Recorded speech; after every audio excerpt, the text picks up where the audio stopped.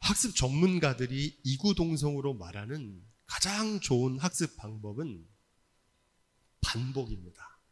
반복해서 공부하는 것이 가장 좋은 공부법, 학습 방법이다, 이렇게 말합니다. 성경도 반복해서 기록합니다. 다윗이 나라를 세우고 그 나라가 멸망하기까지 약 500년의 역사를 3번에 걸쳐서 성경은 반복합니다. 사무엘 상하, 열왕기 상하, 역대기 상하, 그리고 에스라, 느헤미야까지 한 번 이렇게 역사를 쭉 기록합니다. 그리고 대예언서라 그러는데 분량이 많은 책입니다. 이사야, 예레미야, 에스겔, 다니엘까지 동일한 역사를 또 한 번 기록합니다. 그리고 마지막으로 소예언서라고 그러는데 분량이 적은 책이란 뜻입니다. 비중이 작아서 소예언서가 아니고 12선지서라고도 하는데 호세아부터 말라기까지 또 한 번 이스라엘 역사를 총 3번에 걸쳐서 기록하고 있습니다. 그래서 이스라엘 역사를 모르면 구약 성경을 알 수 없다고 해도 과언이 아닐 정도로 이스라엘의 역사가 구약 성경에 아주 중요한 비중을 차지합니다. 더 중요한 건 시대와 상황, 역사적인 인물과 사건은 다르지만 동일한 메시지를 반복해서 증거하고 있다는 사실입니다.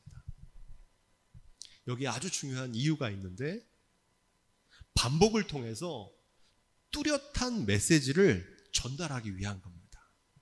그래서 한 가지 사건만 봐서 이게 뭔 얘기인지 잘 모르겠는데 그 말씀이 계속 반복되면서 그 말씀이 전하는 메시지가 누구나 확실하게 깨달을 수 있도록 분명해집니다. 또 하나, 삶으로 실천하는 자리까지 나가게 하기 위해서입니다. 그래서 말씀을 끊임없이 반복합니다. 지난주 새벽에 묵상한 열왕기하 22장 말씀, 또 지난주 수요일에 요한계시록 11장 말씀을 우리가 묵상했는데 오늘 이 주일 아침에 다시 한번 반복해서 묵상하고자 합니다. 왜냐하면 이 말씀들은 이스라엘 역사에 있어서 아주 중요한 사건이고 또 서로 달리 보이는 구약과 신약에 있는 말씀이지만 동일한 메시지를 증거하고 있습니다. 무엇보다 시대를 넘어서 오늘 우리에게도 증거하는 메시지를 깨닫는 시간이 될 수 있길 바랍니다. 사정이 있어서 함께하지 못했던 교우분들과 함께 이 말씀을 나누고 싶고 또 이미 들었던 분들은 반복해서 이전에 알지 못했던 것들을 깨닫고 더 분명하게 배우는 시간이 될 수 있기를 주님의 이름으로 부탁을 드립니다. 이스라엘 나라는 수많은 왕들이 있었습니다. 이 이스라엘의 수많은 왕들 중에서 가장 눈에 띄는 인물을 한 사람 꼽으라면 단연코 오늘 말씀의 주인공인 요시야입니다. 열왕기하 22장 2절은 요시야를 이렇게 표현합니다. 우리 함께 읽어볼까요? 좌우로 치우치지 않았다는 말은 상황과 형편에 따라 흔들리지 않았단 말입니다. 언제나 한결같이 하나님을 경외하는 믿음을 중심에 두고 하나님의 말씀을 기준으로 삼고 그대로 준행했다는 겁니다. 한결같은 믿음의 사람이었다는 말입니다. 여기서 이 중심과 기준이라는 단어의 핵심이 있습니다. 이 기준이라는 단어를 여러분 꼭 마음에 두십시오. 여러분들의 삶의 기준은 무엇입니까? 나침반이 있을 겁니다. 요즘으로 말하면 내비게이션이 있을 거예요. 여러분들의 삶을 이끄는 기준이 있을 거라는 겁니다. 어떤 분은 상황과 형편에 따라, 어떤 분은 손해냐 이익에 따라 자기의 삶의 기준을 삼은 분이 계실 겁니다. 어떤 분은 도덕이나 정의, 어떤 분은 이기심이나 명예, 저마다의 삶의 기준을 가지고 있을 겁니다. 그런데 오늘 말씀에 나오는 요시야는 그의 삶의 기준이 하나님의 말씀이었다는 겁니다. 상황 따라 형편 따라 살지 않고 언제나 그 말씀에 중심을 두고 기준이 분명한 삶을 살았다는 겁니다. 그래서 그것을 여호와의 보시기에 정직히 행하여 그 조상 다윗의 모든 길로 행했다, 이렇게 말하는 겁니다. 다윗도 그랬는데 요시야도 그랬다는 겁니다. 그런 맥락에서 오늘 본문 말씀이죠. 22장 25절을 다시 한번 읽어보겠습니다. 요시야와 같이 마음을 다하며 성품을 다하며 힘을 다하여 여호와를 향하여 모세의 모든 율법을 온전히 준행한 임금은 요시야 전에도 없었고 그 후에도 그와 같은 자가 없었더라. 아멘. 요시야는 이스라엘 역사를 통틀어서 유일무이한 왕이었다는 겁니다. 그 전에도 그런 사람 없었고 그 후에도 그런 사람 찾아볼 수 없다는 거예요. 최고의 찬사죠. 바라기는 오늘 예배하는 저와 여러분들도 요시야처럼 좌우로 치우치지 않는 삶, 요시야와 같이 마음과 성품과 힘을 다해서 하나님의 말씀을 온전히 순종하는 삶이 되기를 주님의 이름으로 축복드립니다. 하지만 요시야 때나 지금이나 하나님을 믿는 믿음의 사람은 수없이 많지만 좌우로 치우치지 않는 믿음, 언제나 말씀을 기준으로 변함없이 흔들리지 않는 믿음을 가진 사람은 매우 드뭅니다. 대부분 평상시에는 믿음을 잘 지키다가 시련과 어려움을 만나면 낙심하고 넘어집니다. 더 많은 경우 모든 일이 잘 되고 큰 성공을 이루면 자만해져 가지고 하나님을 떠납니다. 이스라엘 왕들도 그랬습니다. 그래서 그 많은 왕들 중에서 요시야 같은 사람이 그 전에도 없었고 그 후에도 없을 정도로 드물었습니다. 마치 놀이공원에 롤러코스터 타보셨죠? 오르락 내리락 하면 막 흔들리잖아요. 믿음이 그런 겁니다. 막 흔들려요. 어쩔 때는 할렐루야 하면서 모든 은혜를 자기가 다 받는 것 같으면서도 어쩔 때는 코가 쭉 빠지고 입이 툭 나와가지고 하나님 안 계신 것처럼 불평과 원망 속에 살아갈 때가 있습니다. 꼭 양은 냄비 같은 믿음입니다. 금방 뜨거워졌다가 또 금방 식어요. 마음과 성품과 힘을 다해서 온전히 준행했던 요시야와 같은 믿음에 대해서 예수님께서도 말씀하셨습니다. 신명기 말씀을 인용하셨는데 신명기 6장 4절로 5절입니다. 제가 읽어드릴게요. 이스라엘아 들으라. 우리 하나님 여호와는 오직 하나인 여호와시니 너는 마음을 다하고 성품을 다하고 힘을 다하여 내 하나님 여호와를 사랑하라. 많이 들어보셨죠? 말은 쉽지만 이 말씀대로 실천하는 것은 어렵습니다. 왜냐하면 그냥 하나님 사랑하라면 괜찮은데 어떻게 하라는 겁니까? 마음과 성품과 뜻을 다해서, 다한다는 말은 100%를 말합니다. 전심전력. 예나 지금이나 이런 사람들은 아주 적습니다. 대부분은 하나님을 사랑하지만 말씀대로 준행하는데 온 마음과 모든 성품과 온 힘을 다 쏟지 않고 극히 일부만 사용합니다. 그것마저도 무척 힘겨워하거나 그것마저도 못하는 경우가 허다합니다. 그래서 요즘은 조금 하는 사람도 자기가 굉장히 잘하는 줄 알아요. 하나님 기준에서는 턱없이 부족한데 이걸 신앙의 하향 평준화라고 그럽니다. 목회자나 평신도나 차이가 없습니다. 그런 점에서 오늘 말씀에 나오는 요시야의 믿음은 예사롭지가 않습니다.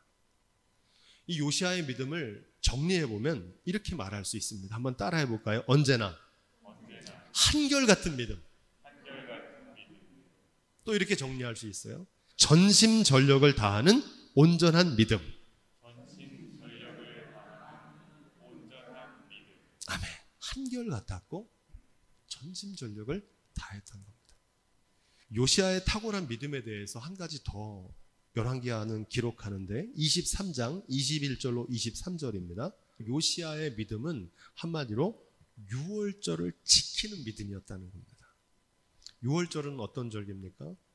출애굽의 마지막 10번째 죽음의 재앙을 통해서 애굽 왕 바로로부터 하나님께서 이스라엘 백성들을 구출해내신 사건입니다. 그게 유월절입니다.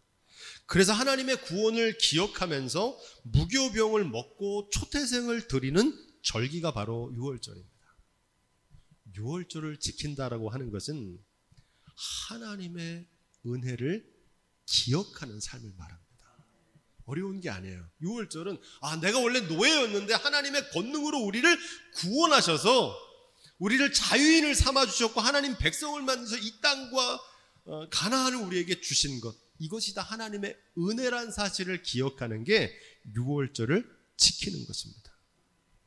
놀라운 점은 사사시대부터 이스라엘 열왕의 시대까지 약 500년 되거든요.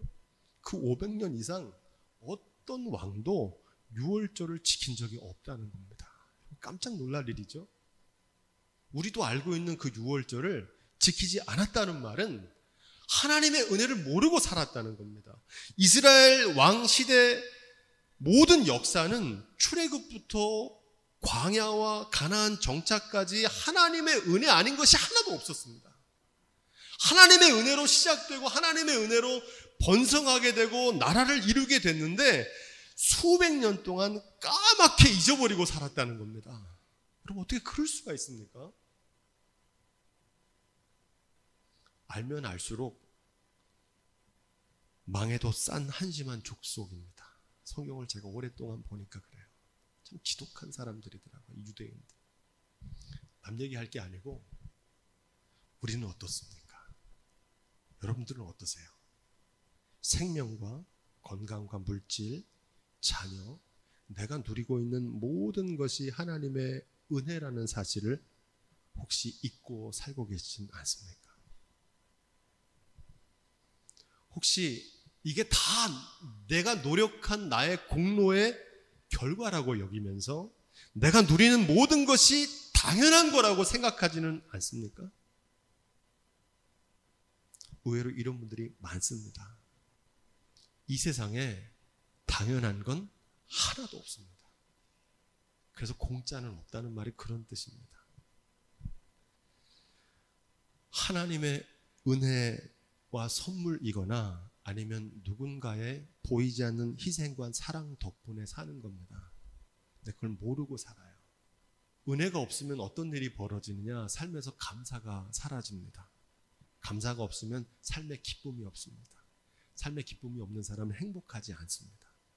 참된 행복은 그래서 은혜를 기억하는 데서 시작됩니다. 은혜와 감사, 감사와 기쁨, 감사에서 행복한 삶이 나오기 때문입니다. 성경의 원리입니다. 여러분, 우리가 매주 드리는 예배는 여호와의 은혜를 기념하는 유월절 제사입니다. 우리가 매주일 예배를 드리는 목적은 잃어버렸던 하나님의 은혜를 다시 기억해내는 겁니다. 왜냐하면 자꾸 잊어버리거든요. 돌아서면 잊어버려요. 이스라엘 백성들처럼. 바라기는 이 예배를 통해서 하나님의 잊어버렸던 은혜를 다시 기억하고 감사와 기쁨이 회복되는 은혜의 자리가 되기를 주님으로 축복드립니다. 요시야에게 또 한 가지 주목할 사건이 있는데 열왕기하 23장 24절입니다. 메시지 성경이 이렇게 기록합니다. 요시야는 그 땅을 깨끗이 정리하여 영매와 주술사, 토착신과 조각상들, 곧 유다와 예루살렘 어디서나 볼 수 있었던 더럽고 음란한 우상과 엄청난 양의 우상들을 모두 치웠다. 요시야는 제사장 hil기야가 하나님의 성전에서 발견한 책에 기록된 말씀에 순종하여 그렇게 행한 것이다. 요시야 시대의 수많은 우상 가운데 대표적인 우상을 꼽으라면 여러분이 잘 아시는 바알 숭배입니다.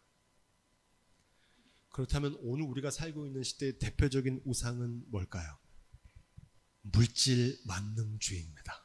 바알 숭배는 영어로 맘모니즘이라 그러거든요. 맘모니즘이란 뜻은 물신주의, 다른 말로 배금주의라고 합니다. 그 물질을 하나님처럼 섬기는 게 바알 숭배입니다.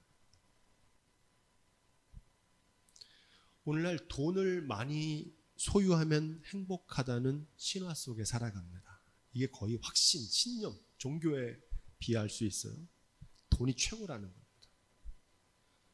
전지전능한 돈. 돈이면 못할 게 없대요. 그래서 주님의 교회를 지을 때도 먼저 돈을 따집니다.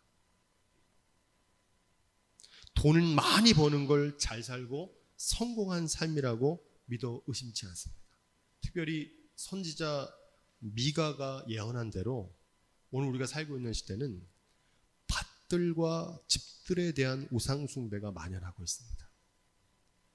부동산과 아파트에 모든 인생을 거는 겁니다. 요시야가 증거했던 한결같은 믿음, 온전한 믿음으로 살았던 요시야의 시대는 어떤 상황이었을까요? 많은 사람들은 번창했던 때라고 생각하는데 아닙니다. 요시야 왕이 다스리던 시대는 이스라엘 역사상 최악의 상황이었습니다. 26절로 27절 우리 한번 읽어볼까요? 요시야의 시대적인 환경과 상황은 바벨론 제국에 의해서 남유다 나라와 예루살렘 성전이 파괴되기 바로 직전입니다. 나라의 운명이 풍전등화같이 흔들리던 때였습니다. 우상 숭배를 일삼았던 북이스라엘은 이미 아수르 제국에 의해서 멸망당했습니다. 남유다도 바벨론에게 멸망당할 것이다 이렇게 말씀하시는 겁니다. 남유다의 운명은 바람 앞에 등불 같은 처지였습니다. 요시야의 할아버지였던 므낫세를 비롯한 수백 년 동안 선조들이 쌓아온 죄악으로 인해서 결국 그 나라는 무너지고 타락하는 겁니다. 안타깝지만 믿음의 왕 요시야 한 사람으로 이 타락한 나라를 회복하기에는 역부족이었습니다. 고군분투를 했는데 중과부족이라 그러잖아요. 적은 수로 많은 적을 대적할 수가 없는 거예요. 요시야는 전심전력해서 해보려고 막 하는데 협조가 안 되는 거예요. 이 오랫동안 굳어왔던 습관들이 안 바뀌어요. 그래서 그 나라가 결국 멸망하고 예루살렘 성전도 불타게 될 거라는 겁니다. 여기서 중요한 사실은 역설적으로 보면 요시야의 시대는 멸망으로 치닫는 이스라엘 나라가 마지막으로 회복할 수 있는 기회였던 겁니다. 이런 맥락에서 오늘 우리가 함께 읽었던 요한계시록 11장도 연관이 있는데 이 요한계시록 11장은 최후의 심판을 알리는 일곱째 나팔이 불기 전에 벌어지는 사건입니다. 일곱째 나팔이 중요하다고 그래서 일곱째 나팔이 불면 이제 일곱 대접 마지막 최후의 재앙이 내려오거든요. 그래서 오늘 말씀과 어떻게 연관이 되냐면 최후의 심판을 준비하는 과정이고 마지막 기회라는 점에서 요시야의 상황과 일맥상통합니다. 그런 맥락에서 우리 요한계시록 11장 1절 읽어보겠습니다. 지팡이 같은 갈대라는 말이 중요한데 이 갈대는 측량하는 도구입니다. 헬라어로 카논이라고 하는데 이 갈대가 문자적으로는 갈대라는 뜻이지만 사물을 측정하는 기준, 자를 뜻합니다. 아까 우리 기준이란 말 중요하다고 말씀드렸죠. 우리가 있는 성경 66권을 뭐라고 그러냐면 영어로 캐논이라고 그럽니다. 정경. 이 캐논이라는 말이 바로 이 카논인 갈대에서 온 말입니다. 캐논이란 말은 표준, 척도, 모델, 기준이란 뜻입니다. 마지막 최후의 나팔이 불기 전에 최종적으로 하나님께서 이스라엘을 측량하시는 기준이 말씀으로 측량하시겠다는 겁니다. 그 말씀대로 살았는지 그렇지 않았는지 마치 요시야 때의 신명기 말씀을 통해서 마지막 기회를 준 것과 같습니다. 일어나서 하나님의 성전과 제단과 그 안에서 경배하는 자들을 청량하되 이렇게 말합니다. 최후의 심판이 오기 전에 하나님의 말씀을 기준으로 청량하는 사건입니다. 합당한지 그렇지 않은지, 구원받을 자격이 있는지 없는지. 청량의 대상은 성전과 제단과 그 안에서 경배하는 자들입니다. 청량은 정확하게 측정하는 다림줄과 같습니다. 청량의 목적이 있는데 이전에 낡고 타락한 성전은 허물고 거룩한 새 성전을 새롭게 건축하기 위한 과정입니다. 비틀어진 것은 부수고 잘못된 것은 바로잡고 더러운 것은 깨끗해 하기 위함입니다. 심판의 목적은 멸망이 아니라 구원입니다. 회복이에요. 거룩한 새 성전에 합당한지 여부를 말씀을 기준으로 청량하는 사명을 사도 요한에게 맡기신 겁니다. 그것처럼 요시야를 통해 신명기 말씀으로 성전을 정화하신 겁니다. 지금 읽고 있는 이 말씀은 사실은 요한계시록에서 손꼽는 난해고입니다. 굉장히 어려운 말씀이에요. 여기서 이것을이라고 하는 건 지팡이 같은 갈대 성경을 기준으로 측량하는 사건이고, 이것은 또 다른 방법인 파괴와 멸망을 통한 징계를 말합니다. 하나님은 말씀을 통해서도 판가름하시고 또 하나는 징계를 통해서 판가름하세요. 이게 진짜인지 가짜인지, 말씀대로 준행하는지 그렇지 않은지.